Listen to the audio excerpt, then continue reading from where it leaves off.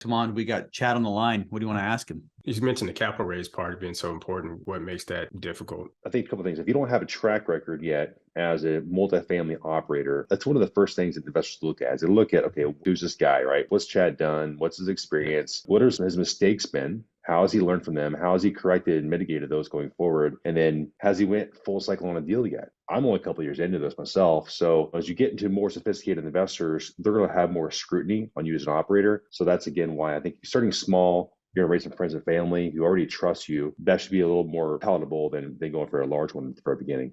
I'm Brian Briscoe, host of the Diary of an Apartment Investor podcast. And this podcast is different than everything else out there. I bring together a new and an experienced investor on each episode, and I let the aspiring investor ask the questions that they need answered. So if you're an aspiring investor yourself, you probably will have the exact same questions. Now, before we get to this episode, make sure you hit the subscribe button below and that little bell to make sure you get notified every time we post a new episode. And now, enjoy the show. Welcome to the Diary of an Apartment Investor podcast. I'm your host, Brian Briscoe. Very excited for today's show. We got two great guys on the line with us today. We got Chad Schieler, our experienced investor, and Tomond Jack.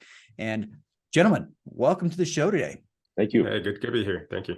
Yeah, so good having you guys. Talking before we hit the record button, it seems like, we run around with the same crowd and we all have some common threads. So I think it's going to be a really, really great conversation today. But Chad, you're going to be up first. So do us a favor, tell us a little bit about yourself. Yeah, thanks, Brian. So from Indiana my whole life, born and raised, spent 17 years since I was 7 in the sales industry. A long time in that career, still own the business today. About 5 years ago, I decided I wanted to get into real estate and be a little more financially secure and provide more long-term growth for myself and my family. So that's how I started to get into multifamily at that point in time. Just made that transition about 5 years ago. Yeah. Now, what were some of the things that were going through your head? I mean, you own your own business. You're probably doing fairly well. I mean, what were some of the pain points you experienced that made you think, hey, I think this multifamily thing looks like a great thing to do? Yeah, it's tough you say it because I kind of had the golden handcuffs, as some people call it. I was making great money at the last job. It's passive, it's residual. And, some people would say, well, why would you ever leave that? Well, I'm the kind of person where I wanted to have more ownership in my future and more security. So I had to go through, it was a long couple of years period of time to make that transition to still maintain that business, but also do research and learn about real estate. But I did that really for the purpose of having control of my future. And I saw there was no ceiling really on real estate, and it could be a great way to build wealth. Yeah, and it is. And that's one thing that I do appreciate about it, is there is no ceiling, which is kind of fun. I remember I was active duty military, and you have your pay charts that you can see, and you can see exactly where the ceiling is at all points, so that was always kind of depressing when I looked at it from, I'll never make more than this amount a year. But so let's talk about that transition period. What are some of the challenges you went, transitioning from one business to getting into multifamily? Well, whenever you have two businesses you're working on, it's very difficult to keep one going 100% and still focus on learning a different business. So for probably a year and a half, my wife would tell you this too, like I worked a lot. Like I was to keep business going, keep doing sales, learn about real estate, read books, listen to podcasts. There was a lot of research involved. It was challenging. It was. Yeah. And I went through something similar. Most people listening know my story, but I was active duty military working at the Pentagon when I decided to start building a real estate business. That's a conversation I had with my wife was, I'm going to be really, really busy for the next couple of years. But if everything works out, you're going to be able to live wherever you want. And that's where we're living right now, is where she wants. So you have to keep your foot on both sides, right? So you have to keep on performing at your job or your other business, but it's a steep learning curve. So let's talk about your first steps into multifamily, how that went and how you've grown from there. Yeah. So it all started with a fourplex a couple of years ago. Prior to that, I was doing the normal looking for a single family home, a duplex, a triplex, and decided that multifamily 4 units plus was going to be a great way to start for me. So about that, got the bug right away, about a 15 unit, about 6 months later, about a 20 unit, about 4 months later, and it just snowballed from there. Now, were all of these things that you purchased for yourself or any of these syndications yet? So the first 3 deals I did with my own money. I wanted to prove to myself I could do it with my own money before I risked investors' money, first of all. My 4th deal I did with 2 partners as a JV, no syndication. My 5th deal we closed on this past month was our first syndication with those 2 same partners as well. And then my last deal right now is just myself. All right. Nice. Nice. That's definitely one route to take. And I talk to a lot of people about how to build their businesses or how to get into multifamily. And the route you went was one that I recommend frequently is you start out buying something small, you use that as your launching pad, so to speak, to get into something slightly larger. But something I find very frequently with people who go that route is eventually they want to get into bigger and bigger properties. And that's when they land in syndication. So is that kind of how you saw it unfold is, Yeah. 1, 2, 3 properties by yourself, JV, so you can get something bigger and then syndicate? Yep. It's kind of all worked exactly how I thought it would, which most things don't. But I did a few myself. I wanted to get some partners on board, leverage other people that had experience, just that were maybe complementary skill sets to myself, and then get a syndication under my belt and kind of moving up the ladder as far as unit counts. And now I'm at the point where I'm looking at 100 plus unit deals because I have that experience now, and I've made the mistakes on the smaller deals, Yep. so I can learn from those and apply it on the larger ones. Yeah, I think that's a really good way of getting into it. And just like you said, the benefit to that is, you cut your teeth on that 4 unit and then you get a slightly larger and you can build out your systems, you can build out your experience and your track record. So when you start getting into syndicating and bringing other people's money in, you have that track record already. I think alternatively, the other way that I recommend a lot is find somebody who's experienced and lean on them as well. But definitely a couple ways to do it. But yeah, I think the way you're doing it is a great way to get started. So the last one was a syndication. Talk about the difference in your experience between buying one by yourself, buying one as a JV, and the syndication. What was the biggest lesson learned or your biggest friction point doing that syndication? Man, it was a big learning curve, honestly. And if I hadn't been a part of the Michael Blanc mentoring program, I probably wouldn't have done it, honestly, because I didn't have anybody in my local network that really had done before to a large degree. My two partners had done maybe one in the past. So I was the lead sponsor on that deal. I took everything from finding the deal to I was the point man on the ship here, guiding us through the whole process of the transaction. And then, post close, I have a role as well. But I would say my pain point in this one, I mean, there's probably a couple. Yeah. You got to watch what partners you have. And this may be a topic later on in the call here, but you got to watch the partners you have and make sure you have aligned interests and make sure that everyone has their own lane to stay in. They have their own roles and that you don't overlap in your skill sets. That's one. Number two, make sure, I think whoever you have in charge of capital raise, make sure they can sufficiently raise that capital in the right amount of time and not get to the closing table and now you're 300K short, you got a big gap to bridge, and then you so that Sounds too. like you guys came up about 300K short, Is that what really happened? Actually 400K. Ooh, yeah. We were 400K short on the raise. We had to have $210,000 to bridge the gap, get the deal closed on December 28th. So our investors could get their depreciation last year. So I had to come to the table and make a personal loan to the entity for $210K. Just get the deal done. So it was worth it. But yeah, it was tough. But I learned a ton in the process. The mentoring team, my coaches were amazing help. Many calls with the attorneys involved. It was awesome. Yeah, and having a good team around you is a great way to go. Something I've realized a lot lately is just the value of coaches, the value of having mentors, people who've done what you want to do before and leveraging their experience to do more. And it sounds like exactly what you did. You can learn so much faster by leveraging a professional. You know, how much time will it take you to research it and figure out on your own? How many mistakes will you make versus paying for a coach? Absolutely. And I've started talking with a lot of people who are at, higher levels, and it seems like the trend is most of them have some sort of coach, whether it's a personal coach or a business coach. Most people who are operating at high levels have somebody there to help keep them focused and help keep them on the straight and narrow, so to speak. So, well, cool. So let's go a little bit more into this last syndication a little bit. We always focus on one deal, but let's talk a little bit more in detail. Talk about the syndication, talk about coming up with a little short. Let's just dive in a little more on the details. Where was it? What size property? And tell us a little bit more about it. Yeah, so it was a property in I would call it a tertiary market, sub-market, great blue collar area in Indiana here, about an hour and a half from where I live, and not a lot of population growth potential in the area, but no new units being built, so definitely a need for housing. This deal was on the market for 3.6 million back in June of last year, and nothing happened to it. Had a couple buyers fall through.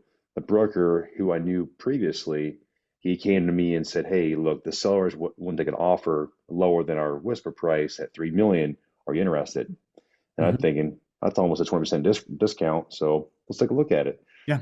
Took a look at it. Turned out it was a great deal. So it was 67 units in this smaller town. Took us about 90 days to close on it. We actually had a lender kind of fall through in the first 30 days. We had to change lenders pretty quickly there. Yep. So had some lessons learned there too. That seems to be like the name of the game recently is lenders with the interest rate environment, the lending environment. I've had a couple lenders back out. One of them killed a deal, about this time last year. It was a little later, like March, April last year. One of the lenders we had backed out and ended up killing the deal. But it happens, and it's something that you need to flex from. So, when did you say you closed on this one, or did you? December 28th. December Last month. 28th. That's right. Yep. Just to get depreciation for the year. That's right. I remember you talking about that. Yep. Yeah. Last year was the first year in a while that I haven't had a December closing. So we had a December closing in 2019, 2020, and 2021, and almost always the last week of the year. Same thing, trying to make sure we're getting the depreciation for the investors for the year, and you hustle to get something to the finish line, but probably also dealing with, bankers that, are out of town and brokers that are on vacation. It's a hard time to close, but a lot of people end up doing it. It was. We got it done though. Well, cool. Well, now we'll transition and we'll talk about, what I like to call the big burning why, your motivation. What would you say your big burning why is? My burning why, as I mentioned originally, was really my desire to have financial freedom for myself and my family. I know a lot of people have a why that's maybe has more philosophical or charitable driven. I wouldn't say that that's my driving why. My driving why is really to support my family and to create something that's bigger than myself. I do see a big value to create excellent housing for tenants and to give them a better place to live. I do see a big value in that. There's a big need for that right now in the marketplace. But yeah, my why would just be to have more control of my future and have more freedom. Oh, nice. Yeah. I love that. Control of your future. And this is really a business to help you do that. All right. So last thing I'm going to ask before we bring Tomond on, what's next for you? Well, this year, our goal is to acquire either 300 units in multifamily or about $17 million in value. And next, so it might be a couple deals, might be 3 deals. So that is our focus this year. Okay. So 17 million, that's a good number. 3 deals, 17 million. Where specifically are you guys looking? So Indianapolis, MSA mostly. We're also exploring markets like Cincinnati, Ohio, Columbus, Ohio, and Louisville, Kentucky. Okay. I was in Louisville last weekend. So yeah. So it's a good city. It is. Yeah, good city. Good city. Well, cool. Well, we'll shift gears now and bring Tomond on. So Tomond, welcome to the show today. Thank you, Brian. Glad to be here. Yeah, appreciate you coming on. Happy to have you here. So do us a favor and tell us a little bit about yourself. Well, I'm originally from Texas, but I've been in the Atlanta area for 27 years now. I came out here for college. And after I graduated college, I went to work, did the corporate thing for a couple of years, but then I stumbled across Rich Dad, Poor Dad. So that kind of sparked the interest in me to start investing. I started buying rentals and doing some flips, and that was going pretty well. So I made the venture to go out full time, but that was a couple of years before the market meltdown in 2008. So when the market crashed, unfortunately, I crashed right along with it. Yep. And I went back to corporate. I was working for a hotel company and I wanted to get into hotel development. So I also went back to grad school, got my MBA with a focus on real estate to kind of help spur that venture into hotel development. But upon graduating, I had an opportunity to work with a real estate firm that was about to embark on servicing the private equity firms that were buying foreclosures. At that time, this was 2012, foreclosures were hot and heavy. So I got involved with that. I went over to that firm. We're more like a startup. So I was leading the acquisitions group, did that for just under 2 years, where we were buying anywhere from 150 to 300 houses a month in the Atlanta and Florida markets. Wow. So it was crazy busy, working crazy hours. And I also had the opportunity at the same time lead the property management side of that business for about a year because we were managing the properties for these firms also. So we had about 3,000 single family properties under management at the time. So 3,000 multifamily is definitely different than 3,000 single family. There's a big logistics challenge there. I learned a lot. It was a good experience. And then I went back out on my own again and I started stayed in the single family, although multifamily was always a goal of mine when I first started investing, but I just went back into single family. Yeah. And mainly because I was coming out of that industry there and just stayed in it to try to leverage that experience. And that's what I've been doing up until this point was buying, flipping single family properties, have a small rental portfolio. So I have a couple of Airbnb properties. So that kind of sums up where I am today. So you have considerable experience in single family.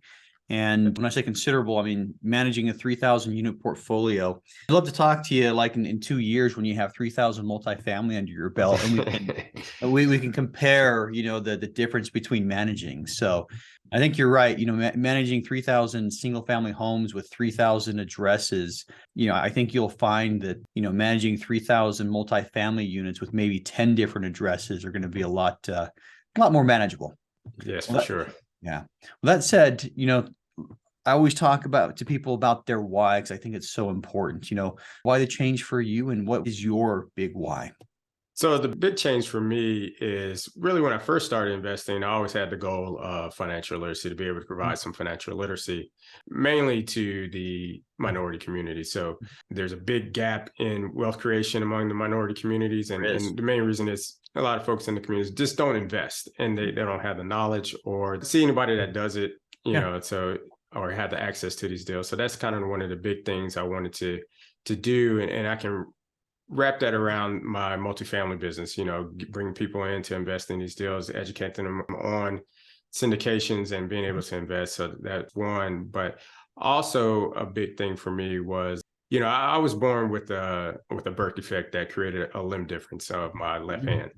So I went through an experience, had several surgeries. The whole goal was to get a prosthetic, get the prosthesis. And unfortunately, at the end of the day, they told me there was nothing they can do for me, even after going through those surgeries for that reason. My underlying goal for my business is really to help kids to never go through what I went through, be able to provide kids with a limb difference, a way to get a prosthetic. So, they can just live their life to their fullest potential. So that's really my big reason for doing what I'm doing. Plan to donate a portion of the profits from the syndication business to kids who are in need of prosthetics. I love it. Well, we'll do our best, in the next, 20 minutes or so to see if we can push that along. And so here we go. Tomond, we got Chad on the line. What do you want to ask him? So Chad, one of the big things as getting into the syndication business is being new at this. What would you advise someone new to avoid, like some of the mistakes that you see in syndication? Yeah. Okay. So I would say two of the mistakes to avoid. I think the number one mistake would be probably don't be too aggressive in your underwriting. I think that's where a lot of operators are going to kind of fall on their face, maybe later this year or next year, ones that were just underwriting just way too high of rent growth projections for, year 2, year 3. I would say that would be one. And don't underestimate the value and need for a great management company. Like that is literally the glue that you need. That is the most important part of this whole equation. Without that company in place, you may not meet your business plan. And that's what your investors are relying on. I would say, to add to that, especially for new syndicators, and Chad already mentioned it when we were talking about a story, is the capital raise. Don't underestimate how difficult it is to raise capital. If you've never raised capital before, getting to raise 1 or 2 million for something tends to be more difficult than a lot of people think it is. So I would say, there's no harm starting out on smaller syndications and using that to get experience to get into the larger ones. So I'd say start small to go big. Some people attempt to start out too large. Yeah. I agree with that too. I would say if you focus on, a 20 to 50 unit, like Brian did for his first one, I think that would be a great start. That way you can kind of prove to yourself as well. You can raise the capital, you can build your investor database, your leads, during that time. If you try and target something that's 100 plus units for your first one, not only will you be faced with a large capital raise, but also there's a lot more competition in that arena too. You're going to be fighting with a lot of investors. So there's kind of a sweet spot in the 20 to 80 unit, I feel like, where there's not a ton of competition in that area. It would be a great way to start. You mentioned the capital raise part being so important. What makes that difficult, raising the capital and getting it done? I think a couple of things. If you don't have a track record yet as a multifamily operator, that's one of the first things that investors look at. Is they look at, okay, who's this guy, right? What's Chad done? What's his experience? What are his mistakes been? How has he learned from them? How has he corrected and mitigated those going forward? And then has he went full cycle on a deal yet? I'm only a couple of years into this myself. So as you get into more sophisticated investors, they're going to have more scrutiny on you as an operator. So that's again why I think starting small, you're going to raise some friends and family who already trust you. That should be a little more palatable than going for a large one at the very beginning. Yeah. Yeah. And it's something, I mean, a lot of people leverage their professional, try to leverage their professional experience, in corporate or whatever. It's kind of like Chad said, I found that a lot of people, when I started telling them about real estate and what I was doing, the biggest hump I had to get over is how they perceived me, how they viewed me.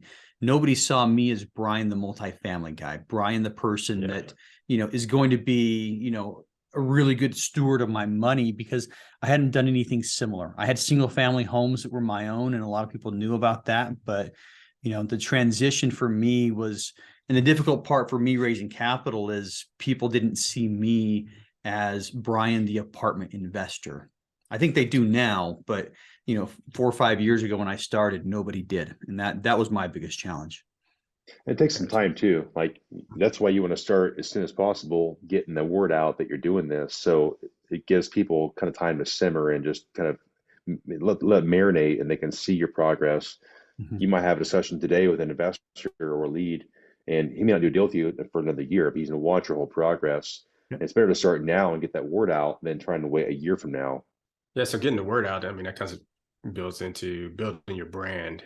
Mm-hmm. What do you do to help build your brand as a new syndicator with no deals in place? What some advice can you give to help build that brand?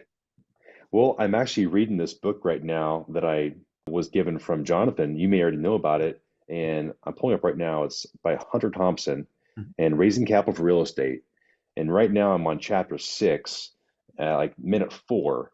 And it's got just a great way to get started here to get the word out. And it walks you through how to compile a simple email to your contacts.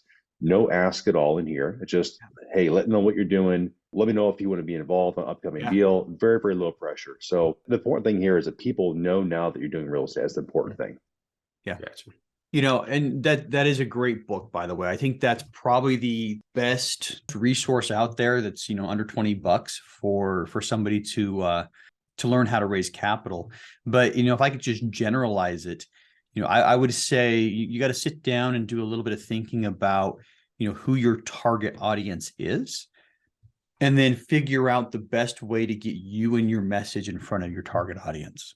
Right. So it's a little bit different for everybody. Now, in what Chad was just saying is you start with the people and you start with like an email campaign or a texting campaign or a phone campaign where you tell everybody what you're doing and make it as natural as possible. A catch-up email. Hey, John, I haven't seen you in a while. What's going on? How's the family? Well, here's what I'm doing. Make it as natural as possible to introduce people to the subject. I think that's a great way of doing it. But yeah, next steps are basically, who's your target audience, who are you trying to reach, and what's the best way to get your message in front of them, and what's the best message to put in front of them. I think that's really the crux of it, is if you can answer those 3 questions, you'll be fairly successful at, attracting investors. One last question here. So you mentioned your team was important in getting the last deal done and make sure you have someone on your team that can raise what they say they can raise. So what actually makes a good GP team? I think that what makes a GP team a great team is having everyone on board go in the same direction with the same aligned interests and goals. Number one, you want to have somebody who's not as dedicated to this as you are, not able to spend as much time to this as you are. I also feel like having complementary skill sets of your partners is so important. Like if you're, let's say, a visionary and so is your partner, if you ever read the Gino Wickman books, Traction, you want to have complementary skill sets so you can both accomplish something great as a team. That's one suggestion I would say. But I think great communication, trust, separation of the roles and accountability, that's definitely what's important here. Going back to the Gino Wickman, I think your core values have to align, and that's something that end of the day, some of the other stuff can slide, but if your core values don't align, people are going to be tugging at different directions. If something's much more important to me than it is to you and vice versa, eventually that's going to be very apparent and it's going to create a rift. Yep, I agree. Yeah, I definitely agree with that. Well, I do have one other question. I guess when you're in between deals, how are you keeping your investors involved and engaged in what you're doing? And so when you have another deal come up, you're not just coming out of the blue like, hey, I got another deal. So that's a great question. And this is the one that I wasn't sure if I was going to give you a great answer to. So I'm still newer at raising capital because my first deals I did by myself, right? So I'm still building the system out. And really for me right now, my method is a monthly newsletter, which will start in this month, to go to all my leads and contacts that they're already on my platform. And then really just as I speak to people on a regular basis, just a phone call or a text here and there. I don't have a fancy system for that at all. It's just more of the monthly newsletter to go out each month with maybe 4 different bullet points of what I'm doing, what's happening in the market right now, that kind of stuff. Something that I've learned about the capital raise is definitely the follow-up. So if you talk with somebody that's interested in investing in apartments and you don't have a deal, 3, 4, 5 months goes by, the more time that goes by, the less and less likely they are to invest with you. So I would suggest getting a CRM that or some way where you can manage your flows and your processes and just have like some periodic check-ins.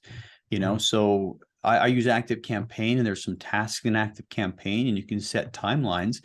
And a lot of times after my first call, if I think a follow-up's warranted in the next couple of weeks, I'll put a little task in Active Campaign, follow up, and try to send them an email or a text that's not I think people know when they're getting an email that's going out to a large distro list, but something that's a little more personal to them. But it's all in the follow-up, and it's in the relationship, and you need to build that relationship for them to be able to invest with you. So, and that's something that, it's easier said than done. I've had periods where I was really good with the follow-up and not so great. But when I go back and look at, the investors that I brought into various deals, in most cases, the ones that have invested with me were the ones that I had a very recent, engagement, so yeah, the longer it goes between conversations, the less likely it is. So keep that engagement up, whether it's an email, whether it's a text, whether it's a phone call. A lot of people who are really crushing the investor management scene are following up just like that. They have a certain amount of every day I'm going to reach out to 4 different investors. They have it organized, they have it set up.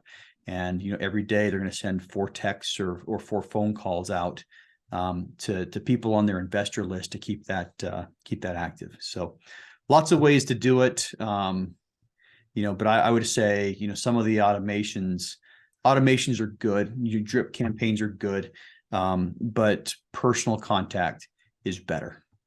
But, yeah, that's kind of one of the challenges I'm having right now is talking to people about capital raising, what we're doing and doing the capital raise part. I have friends and family who are interested, but also I don't know when I'm going to get a deal, especially being new in it, it's going to take some time. So trying to keep them engaged in what I'm doing is kind of been a challenge for me. So, but I guess luckily they are friends and family and know that I'm an investor and have been investing for years. So they may hang around. I don't know. Yeah. And along those lines, I mean, they're going to, a lot of people don't want to keep their cash idle. So yeah.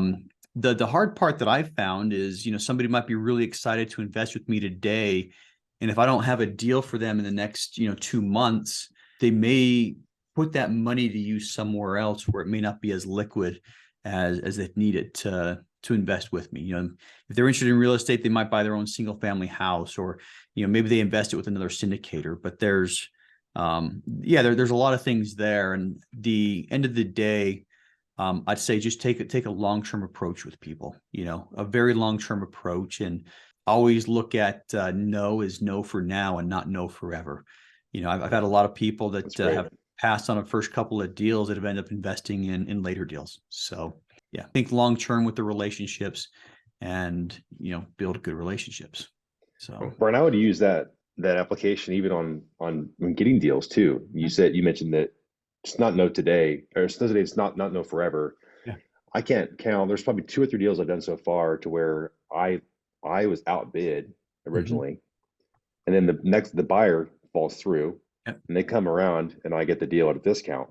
Mhm. So apply there as well. I keep making offers because even though they say no, maybe at first, if you're the second runner up, that's the best place to be in besides winning at the very beginning, because it might come back to you. Yeah, that's true too. And I've seen properties on the rebound. We've gotten a second crack at a lot of properties. Right now, just off the top of my head, I can't think of one that we ended up getting under contract. But we've definitely seen properties come back to market and been able to take a second look at them. A lot of it's organization. Making sure you have, and whether you're dealing with the brokers or whether you're dealing with the investors, I think there needs to be some sort of process you stick people into where, first phone call with somebody, whether it's a new investor, first time you're talking with somebody about investing, I would make that your first investor call, whether it's somebody you've known for 20 years or somebody, that you just met, but you have to have a process for following up, whether it's a once a month text or a once a month or a once a quarter phone call or something like that. You have to have a process and you have to follow it. And if you can systematize that, it makes it a lot easier. It's a lot easier to send, 1 or 2 texts a day than it is to get to, middle of the year and say, crap, I've got to reach out to everybody on my investor list. Yeah. I've got 623 texts to send today. Not going to work, right? So, well, cool, guys. We're about out of time. So one last question for each of you. Chad, you get to go first. How can listeners learn more about you? Yeah, I'd say our website is probably the easiest. Our company is called Focus Capital. Our website is Invest Focused, plural, investfocus.com. All right. And Tomond, same question for you. Yeah, you can check out our website also. The name of my company is SHH Equity Group. So it's shhequitygroup.com. You can go there. Also, LinkedIn, catch me on LinkedIn and Instagram under Tomond Jack, just my name. All right. Awesome. So we'll put links in there in the show notes to your LinkedIn profiles and your websites and Instagram, your social media profiles. That's what I'll just say. Your social media profiles and your websites. Thanks so much for coming on the show today. Appreciate you guys, and hope you guys crush it in 2023. Awesome. Thanks, Brian. Thanks, Brian. See you, Tomond. All right. Appreciate it, Chad. Hey, if you like that episode, make sure to subscribe. But more importantly, if you haven't joined our multifamily educational community yet, which we call the Tribe of Titans, you are missing out.